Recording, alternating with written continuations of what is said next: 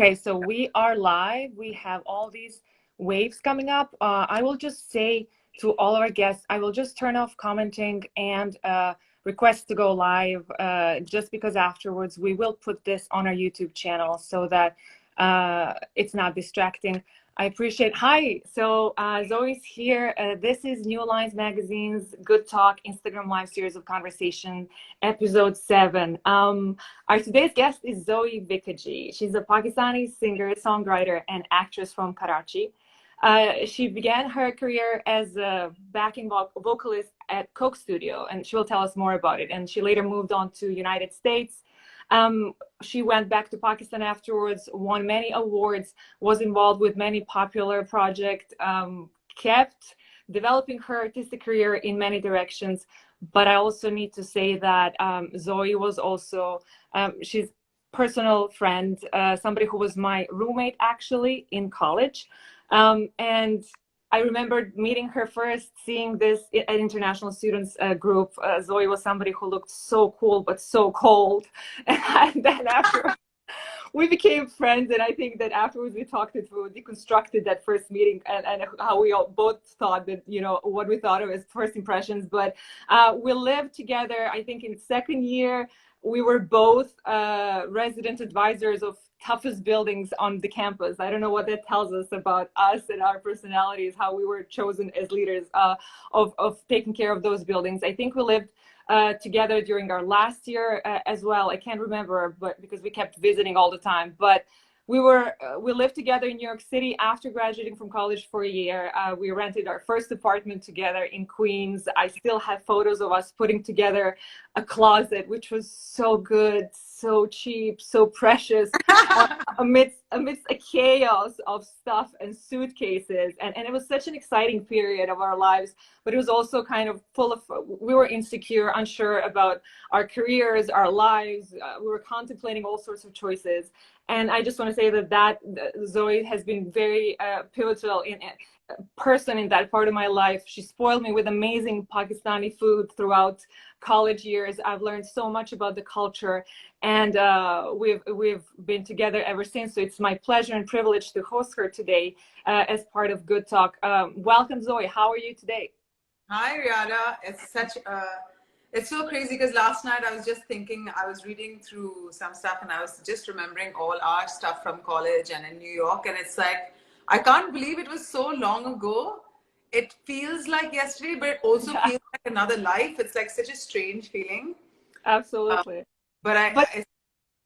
Absolutely. But like seeing you now, it just feels like yesterday, and I want to hug you, but I also know how much we have been through personally, and I've seen you afterwards. We've observed each other bloom, so to speak, professionally, but also personally. And I know we've been together through both heartbreaks and amazing moments and milestones in our life. And I want to talk about your artistic career. You've been playing guitar and writing your own songs since you were 15. And then you moved to the US. As I said, you spent 7, I think, years here. And then you went back to Pakistan in 2009 for all sorts of reasons. And I want to ask you about those decisions, how they look like in hindsight.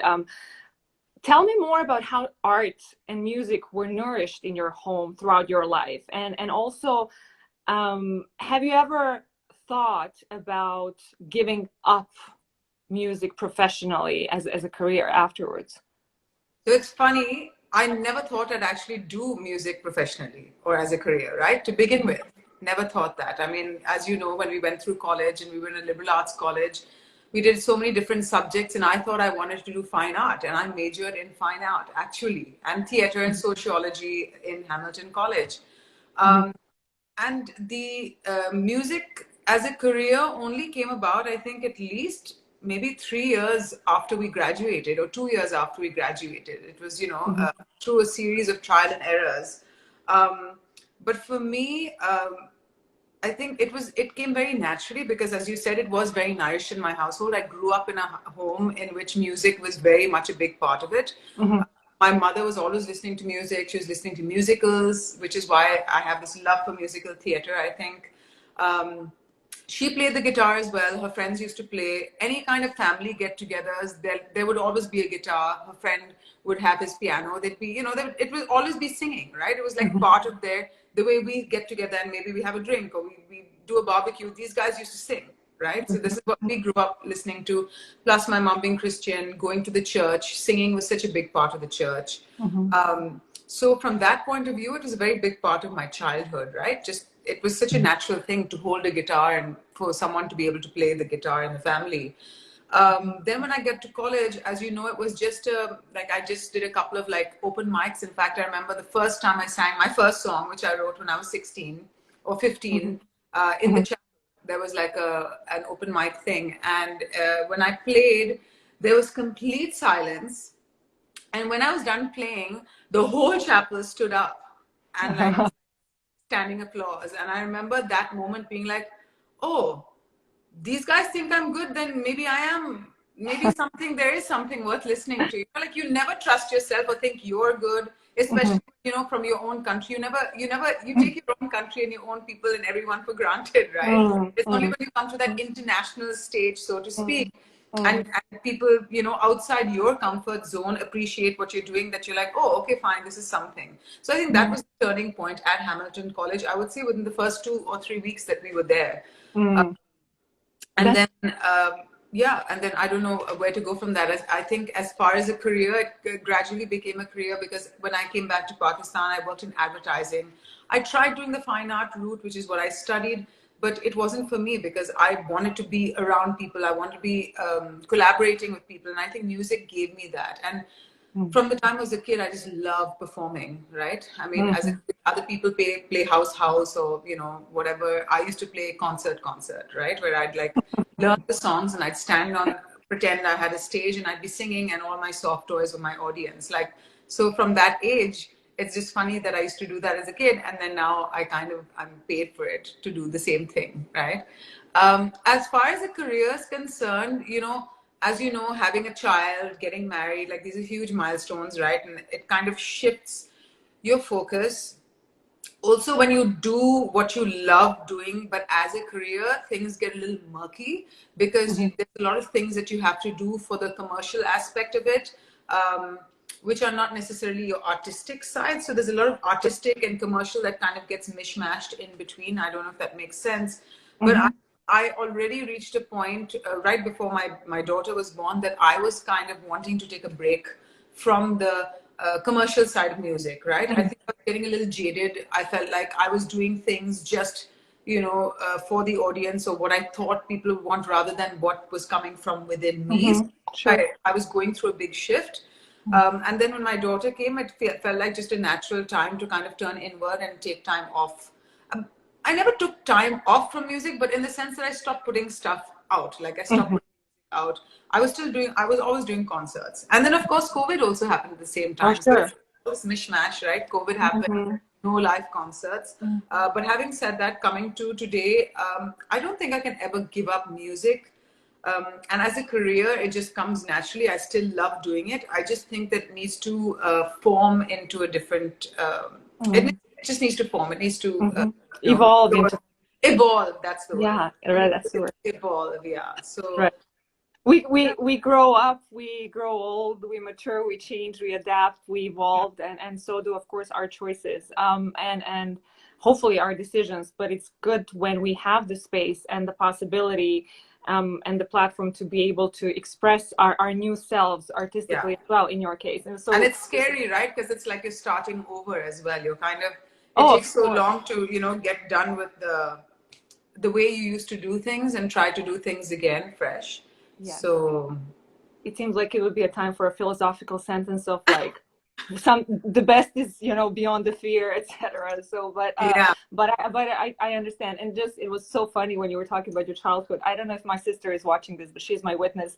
When we were kids, we always used to play and I was always the news presenter. So, no way. so like I'm not doing that, that necessarily, but I loved being with people, interviewing people, talking to people, and I loved well, I had to know politics growing up in the Balkans. But I want to ask you, I'm not sure if you wrote songs for others. I know that you wrote so many of your own songs, often inspired by your relationships and some moments and milestones from your life or events from your life. So I was wondering, how difficult is that vulnerability for an artist or for a songwriter or musician, and maybe how, or maybe how liberating it is that when you pour your heart out and then it's out in the world and it's scary. Or I'm talking at least how sometimes when you put out something that you write about personally from my perspective. But I was wondering, how does that feel for you as a songwriter? That vulnerability, how important is that for you, or tough? Strangely enough, I think I didn't feel the vulnerability, because when I was in the actual act of writing the song, it's just me and the song, right? I'm just writing down the way I feel. I mean, let's say, take for example, the second song I wrote, right? Which was like my first breakup, right? That first relationship which you think is everything. This is the one. It's never going to be as good as, I'll never love anyone again like this. You know, it always feels like the biggest, and that moment is like, you know, in our immaturity, is like in our tiny little minds, we think that's, you know, that's it. Mm-hmm. And I know at that moment when I had my first breakup, it was like an all-encompassing like tragedy. You know, I couldn't. Yeah. And so when I wrote that song, I was just so in the feeling of just writing about it, and you know, just about the loss, and just about how you can't stop thinking about this person. So I wasn't thinking about the fact that I would be playing this to anyone at that point. And I think a lot of the songs from my first album, Diriche, were songs that I kind of wrote, I would say maybe like a diary. It was almost like a diary, because it was me just writing and putting my experience down in those songs, and just enjoying the process of actually writing a song, right? I don't think I thought ahead that people are going to hear this. Because it was always a hobby, right? It wasn't a career at that point. So I didn't feel vulnerable at that point. And I think by the time several years later, when it actually came to putting out that album and putting it out, I think I was mature that by that point I kind of was over it. And I kind of, it was, as you had also mentioned, you know, sharing that feeling with other people, because you know other people are feeling that as well. It's such a universal feeling, the feeling. There's something that you can, So you it's know, connection. relate to. So I think what I enjoyed was the idea of being able to put something out there and letting someone relate to it. Also, perhaps maybe providing solace to someone, right? Like there's a lot of songs that I used to write about. My obsession was the fact that this time too shall pass, right? You might be going through the worst time in your life, but it's going to get better. In that moment, it feels like it'll never get better. It feels like the worst when you're in that depression. And I've had so many people, we know people who we ourselves have gone through depression. So I know that I always wanted to have that, give that solace to people who are going through that, right? That things are going to get better. That it's not always going to be like this, that it is important to move on. And that also depression is such an important part of that process. And I think my most rewarding comments that have come from my listeners is when they've gone through a really tough time and they've written to me and they've said, this song got me through that. And there's no better, gift or reward. Yeah. What is wrong with me? I can't think of words. No, I know what you're thinking. I know exactly what you're thinking, because of the same feedback once you get from your essay or from your writing. There is no better reward or feeling when somebody says, thank you for this, or I've experienced the same, or that means so much. And so when you speak about the audience, okay, that's one aspect of it, but I'm wondering also about musicians, in the sense that I recently saw an essay about the contribution of Coke Studio to the music scene in the region in general. And I know that you participated, performed, you actually wrote Ishkinara, which is a Urdu version of Uskudara Giderken, which I wrote about for New Lines magazine. And that's a song which is personally so valuable and precious to me. But how was that? Is that Coke Studio platform or how important is it, or how many other platforms are there for cooperation between musicians in the region to be able to exchange and work together? How has the scene changed since you've started your career as well? Gosh, that's so many questions in one. For me, Coke Studio has been like definitely a game changer, in the sense that look at the platform, look at how many channels it went on, look at how many people around the world know about Coke Studio, listen to Coke Studio. So for me as an artist, it was a game changer as far as it put me out there globally, even among my own Pakistani community around, let's say, America, around the UK, in Canada. They all got to know me as an artist because of Coke Studio, right? They listened to that song, they liked that song, they went and listened to my other songs. That kind of outreach is very difficult to get in today's day and age because there's so much clutter all over the internet. There's so much stuff that people are putting out. And but this was before. Now let me backtrack. Coke Studio, when it first came out, I think there wasn't so much social media that was happening, right? But this was the channel that really got me out there. Now more so than ever, there's this crazy like people, and I guess, as you get older, you see this younger generation who's so much more savvy with social media, and like it like comes to them so naturally. In that kind of setting, Coke Studios kind of become like a classic, right? People still look to it, for music in a different sense, right? Different from what people are putting on social media right now. So I don't know where I'm going with this. I guess I'm just saying whatever's Yeah, coming how has off my head.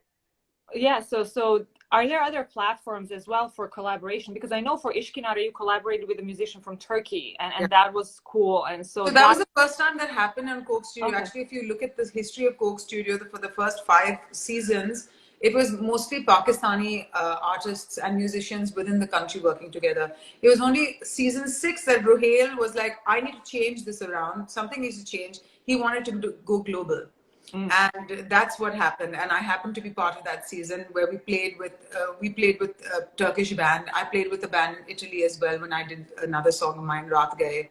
So that was the first time that I got to work with musicians abroad, right? And even come, travel to Italy, travel to Turkey, just for music.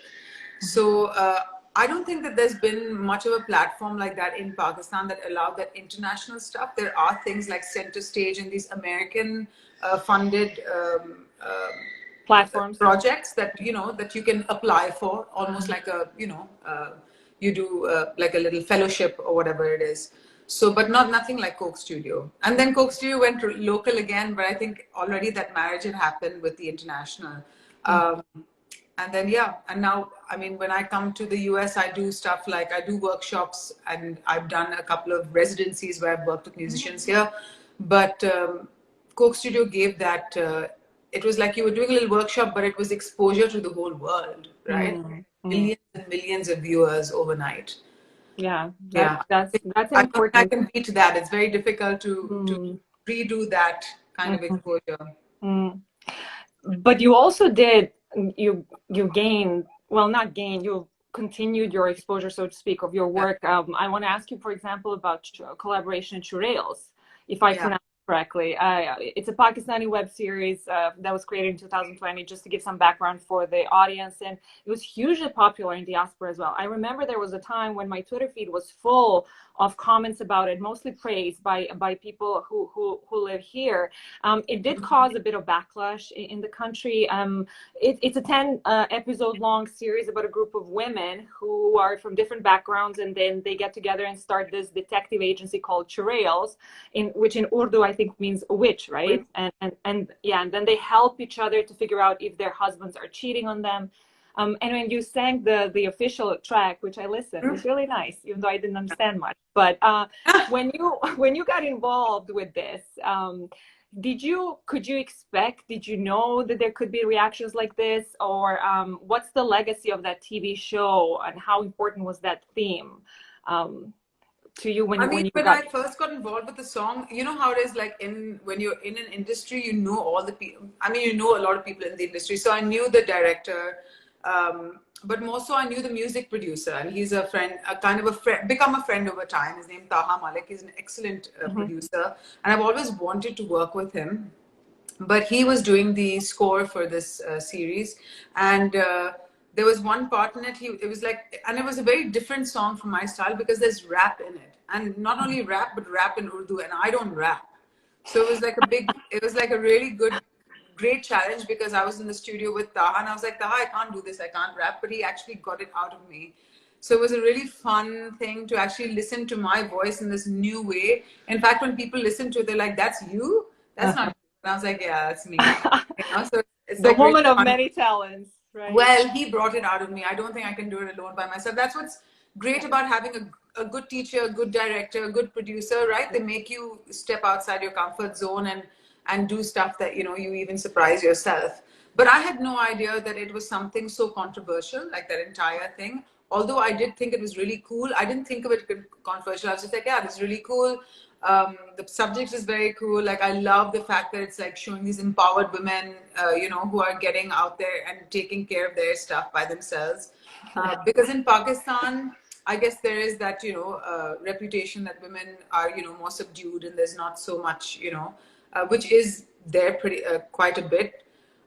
So I think for a lot of people, it was not necessarily just social, it was also artistic. People like, oh, why has he put out this, this series like this, and it's trying too hard. And there was so much like conversation that was about this. But that's when something's good is, right, when it sparks all this conversation and everyone's talking about it. Yeah, So and I read that it was banned in Pakistan, but then I read everybody already watched it from pirate version. So yeah, again, it's like what? and that's what it is, right? Like, it's bad publicity worked for it, right? So like people got to see Absolutely. it. But it was great in the sense that I think anything that challenges people and makes people kind of think, is good. I think not for the people who've already got out there and had the exposure, but I think for the community in Pakistan who hasn't got out there, hasn't got that exposure, hasn't seen such subjects being talked about so openly, right? So I Mm, think it was mm, good from that point of view. mm. And so you released your debut album, Derache, in September 2014, and then in the next year it got the Best Mixed Album Award at Indian Recording Arts in India, Lux Style Award for Best Album in Pakistan, and you kept winning awards regardless of the pace that you chose. There were awards coming, but so I was wondering, and frankly wanted to ask you about the nature of fame, if I could call it that way, beyond that acknowledgement and artistic recognition, which I'm sure, as we've spoken, you appreciated when it would come from the audience. So the good side of it or the toxic side of it as well. So how have you dealt with that kind of attention throughout your career, and how have you managed it? Oh, I feel like I could write an entire thesis on it. Good. Share Meaning, some it's just, snippets. it's just, I think at the moment that was happening, I didn't see it happening. I think I was also very naive, perhaps. Like, also, like, I think I have like this weird, um, not humility complex or like something, like I just like I don't see myself being famous. I don't think of myself as famous, right? And when it was happening and people know me like, oh yeah, you're Zoe Viccaji, be like, yeah, okay, like, you kind of sitting on the side, you feel like you fooled everyone, It's like you're like, why is it become so big? Mhm, The good part of that is that it opens a lot of doors for you, right? So like in the sense that it gets you a lot of work, it gets you a lot of you're able to join a lot more projects, you're able to, it's like that platinum visa card, right? It's suddenly like, okay, Zoe Viccaji, yeah, let's have her on this commercial project, let's have her on this collaboration. It really opens up the world for you. That's the good side. The bad side of it, I would say that in a way, it does kind of pollute your way of thinking as an artist, right? Because suddenly you've got all these eyes on you, and there's also this pressure to keep it up, right? mhm, So even now to this day, like I just had a conversation, as I was saying, with my manager this morning, and he was like, Zoe, where's your social media? Why aren't you putting things out there? Why aren't you? He's like, people will forget mhm, about you. But at the same time, I'm like, wait, but I want to live my life. I'm very happy. I'm very peaceful right now, mhm, not putting things on social media. I'm enjoying this time to myself, even as a mother. You know, mhm, I don't want to be part of that world. But then you have this inner anxiety that like, oh my God, mhm, like this time will pass, or like I'm not doing enough, or I need to keep mhm, it going. Otherwise, people are going to forget me as an artist, right? mhm, So I think in that sense, um, the fame part of it, or being in the public eye, has its own sort of pressure. mhm, Uh, and you have to constantly keep, you have to keep reminding yourself of what's important and what you, as me, as Zoe, not as Zoe Viccaji, the artist or the personality, what do you want to do? What is, so you have to constantly make that distinction. Also having, and I think this was the next thing that you had said that we should talk about is, I don't know if I should leave you to answer the question, is having a partner, my husband, who is also in the same field, right? He's a film director.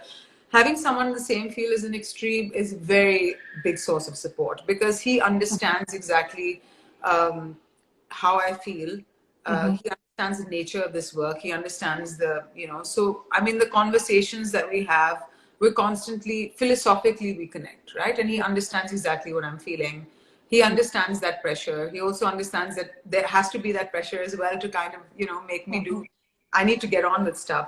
So, yeah, it's a complicated world when you are suddenly in the limelight, and then how it feels when you're no longer in the limelight, because every artist has their high period, and then, there's ebbs and flows, right? Because I've seen artists, who are very big at one point, and then they kind of you kind of forget about them, and they kind of reinvent themselves again, and again they're out there and they're doing all these projects.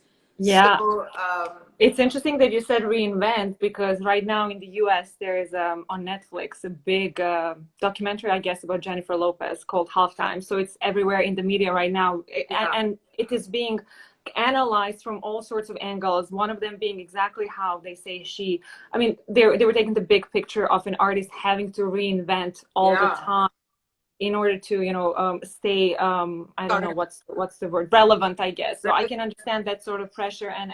And yes, you mentioned your Kamal, and speaking of privacy and publicity, that's why, because he's renowned as a film director as well, and he's a producer, and I read about him recently here in the media because of Pasuri, right?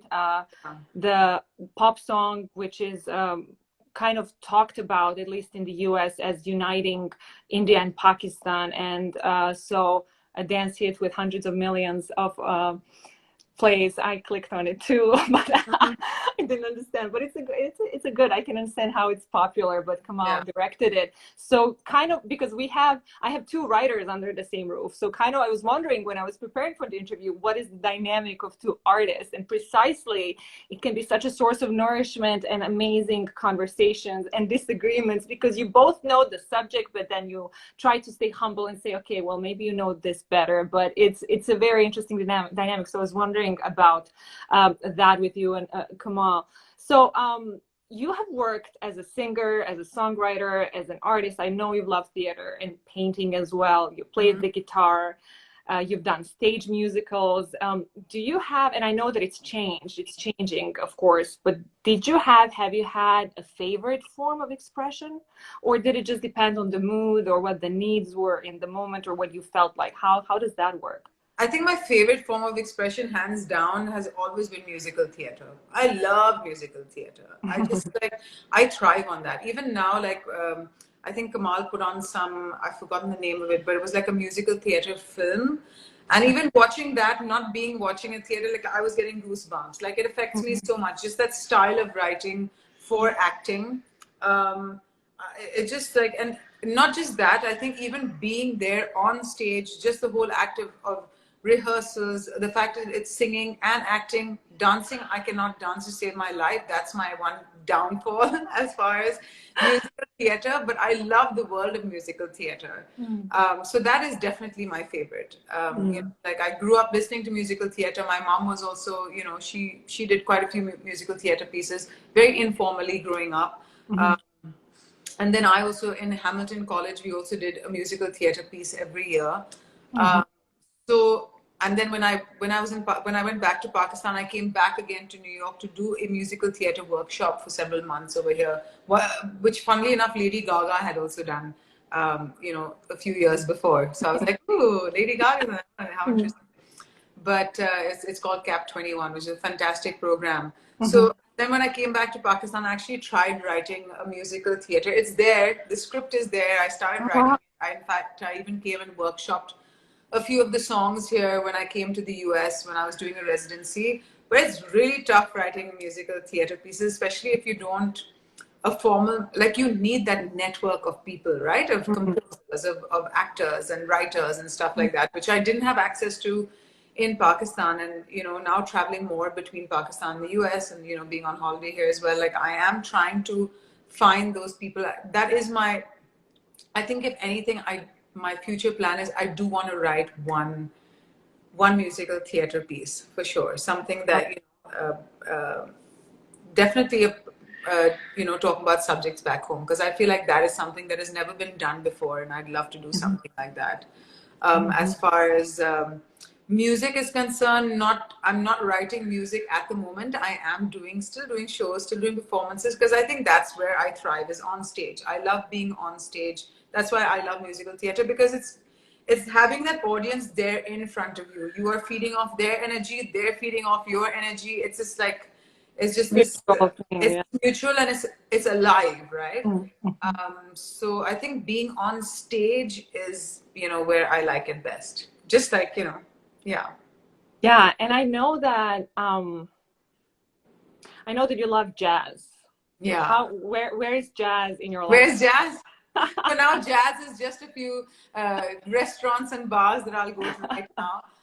Jazz is such a world of its own. But what's amazing is, like, so right now I'm in Austin, and Oh, there's so many amazing jazz artists here. sure. So I am reaching out to a few people here. I definitely want to get more involved in playing jazz music, because that's what I grew up listening to. That's Mm, what I actually really loved first. I mean, one of the first artists that I listened to, I don't know if you is Ella Fitzgerald. My grandmother used to or sound like Ella Fitzgerald even when she sang, and I was just like, oh, I just love this woman's yeah. voice. I love Ella Fitzgerald, and so that's where my love for jazz grew. Mm. So I've done a few songs, I've written a few songs which are in that genre. Um, so yeah, maybe that's also part of the future plan. Yeah. I mean, I'm sure there are a lot of I don't want to say, when I say young, does that make us, what does that make us? So, like, I don't think younger young and artists old anymore. who look up to you, and when you say workshops, I guess that those workshops are for perfecting your talents. But Yeah. as we go towards the end of this conversation, because I respect your time and your all your daily obligations, I want to ask you about how do you see, not your role, but how do you see, or maybe role, about kind of mentoring, or is there that sort of collaboration in terms of, do younger artists come up or look for it, or is that, I mean, depending, like, is it a scattered market of development? Because I know, I'm asking this because I know when you came back to Pakistan and before you started working, that you weren't, like, it felt like there wasn't the scene, the musical scene, or the beats that you were into producing then. And I don't know, has it changed now, or how do you see um, your role maybe in terms of mentoring younger artists? I think obviously, like, and this is what makes you really feel old, when you have like these 16-year-olds and like, oh my God, I grew up listening to you. And I was like, grew up listening to you? I was like, how old am I? That makes me feel like Right. a dinosaur. But definitely there are people who write to me, and I'm very open to, helping people as far as um, offering advice. I think that's the only thing I can do. Yeah. The worst is when sometimes there are kids who think that when they write you, they hope that you can. The big thing in Pakistan is Coke Studio. If you made it to Coke Studio, you made it, right? This is kind of the which I don't necessarily believe is the way it is, but this is kind of the The environment goal. that's been created by Coke Studio, right? And the exposure that it can give you. So a lot of people would write to me like, "Oh, can you please, like, get me into Coke Studio?" I was like, "No, I can't." I was like, "There's no way." I was like, "You have to prove yourself in your own way, and then maybe, just maybe, you'll make it to Coke Studio." I was like, but, and I keep reminding people, I was like, Coke Studio should not be your aim. Your aim should be to do what you love doing and to do it best. And Coke Studio should be like a byproduct, and maybe one of the things that happens. I did try doing workshops for younger kids at one point. And I have done a lot of Made for Stage does these. They go into universities and they work with students in music. So I've been involved in those where I go in and I teach songwriting, or at least when I say teach songwriting, it's just sharing my experience of how I songwrite. And I try to, impart some information, especially like the workshop that I did in New York. I open up those files and I look at all the stuff and how we were taught that. And I try and, share that with people back home. So I love doing that. I love sharing. Because I know, do you remember what it was like when you got to college and like you'd go to class and be like, oh my God, like, I can't believe I'm learning all of this. And I wish that, that people back home could learn this the way I'm learning it. You know, that feeling like it's just like there's this whole world out here that doesn't exist back home. I would constantly feel that. And I'd constantly feel like I wanted to somehow take that back home and impart it to, people who are, because the opportunities are definitely less in Pakistan when it comes to music, right? So there is always that I want to share, I want to teach, I want to, help other people. So I'm always open to that. I know that I'm not a teacher. I can't really, because I tried teaching like for a good 3 months, and it was tough because teaching is just a different, it takes a different skill set. It takes a different skill set, and it takes different patience, right? Because you have a lot of students who aren't serious, and so that used to get to me. I don't have time. Are you a tough teacher? When people aren't serious about their work, I'll be like, I lose my patience. Because I'm like, man, music and anything, any form that you do, like, I'm very serious. Like, if you are doing something, do it right, do it well. So when I see people just kind of taking shortcuts and not doing it well, I get a little impatient. You see, like a full circle coming back to the beginning of conversation when I first met you, how I was like, oh my God, that's a tough one. That's a tough cookie. Excuse me, you look very stern. You looked very stern yourself the very first time I met you. I was like, know. Yeah, and then there's like a mushy romantic within, right? But it's so much history and so much personal experiences that make us kind of put our guards up, I guess, and just feel distrustful, and maybe that's good or bad, but I've been trying to. At the end of the day, it's our own insecurity actually that makes us look so unapproachable. That's the funny thing. And I learned that when I find people who like look unfriendly, I'm like, maybe they're just shy. Sometimes it's just shyness, but being, in this whole other mask. Yeah. But also in this particular case, you have to remember, we were, 17 in a foreign country, freaked out by ourselves, and you're looking for a friend. You're looking for that group and security and safety. I guess that's why international students come a week before to colleges to understand, to acclimate to the climate, to everything, to all administrational stuff. But so it was so good to catch up just a little bit. We had a tech check before and we talked about it, and we were like, oh my God, so much that we have to catch up on. I really appreciate your time and coming to Good Talk, New Lines magazine, which features the best writing from the Middle East and beyond. If please check out all people who listen to this from your audience writing. We have great essays coming from and about Pakistan as well. Zoe, it's been such a privilege. Thank you for having so many amazing, precious insights about a career of an artist or musician so versatile and talented as yourself. I look forward to seeing all those projects unfold, like the musical theater that you talked about. I'm sure so many people would benefit from that in Pakistan as well. Thank you to all of you who stayed online. The Good Talk will be published on YouTube and our Instagram channel. Feel free to share and follow us next week as well. I appreciate Zoe, and have a good vacation. Thanks, Rihanna. Okay. Bye. Bye. Have a good day.